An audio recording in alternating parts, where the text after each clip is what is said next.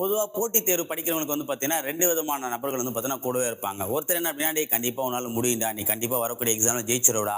ஜெயிச்சுட்டு வந்து பார்த்தீன்னா உன்னுடைய ஃபேமிலியோடைய தரத்தையே மாத்திரு" அப்படின்னு சொல்லுவாங்க. ஒரு சிலர் வந்து பார்த்தீங்கன்னா, "டேய் இந்த எக்ஸாம் எவ்வளோ பேர் அப்ளை பண்ணாங்க. நீ ஏன்டா அப்ளை பண்ற?" அப்படின்னு சொல்லிட்டு ஒருத்தர் உங்களுடைய வளர்ச்சியை நோக்கி இருப்பாங்க. ஒரு சிலர் உங்களுடைய வீழ்ச்சியை நோக்கி இருப்பாங்க. ஓகேவா? ஸோ இவங்க 2 பேருமே நம்ம கூட இருந்தா தான் நல்லா இருக்கும். ஓகேங்களா? ஒருத்தர் மட்டுமே இருந்தா அப்படின்னா நம்முடைய பிளஸ் தெரியாது, மைனஸ் தெரியாது. ஓகேவா? 2 பேருமே நம்ம கூடவே இருந்தா தான் நம்ம வந்து பார்த்தீங்கன்னா கடைசி வரைக்கும் ஒரு சரியான பாதையில பயணிக்க முடியும். ஓகேவா?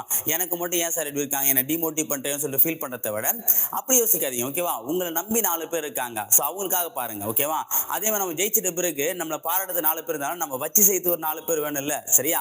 ஸோ அப்போ நம்ம ஜெயிச்சிட்ட பிறகு என்ன பண்ணலாம், நம்மளை யாரெல்லாம் டிமோட்டிவ் பண்ணாங்களோ, நம்ம யாரெல்லாம் வந்து பார்த்தீங்கன்னா ஃபீல் பண்ண வச்சாங்களோ அவங்கள என்ன பண்ணலாம், நம்ம அந்த அப்பாயின்மெண்ட் ஆர்டரோட உட்காந்து வச்சு அவங்கள வச்சு செய்யலாம். சரியா? ஸோ நம்ம வந்து பார்த்தீங்கன்னா நம்மளை வந்து வாழ வைக்கிறதுக்கு 4 பேர் இருந்தாலும் நம்ம வச்சு சேர்த்து ஒரு 4 பேர் வேணும். அந்த 4 பேர் தான் இவங்க. தேங்க்யூ.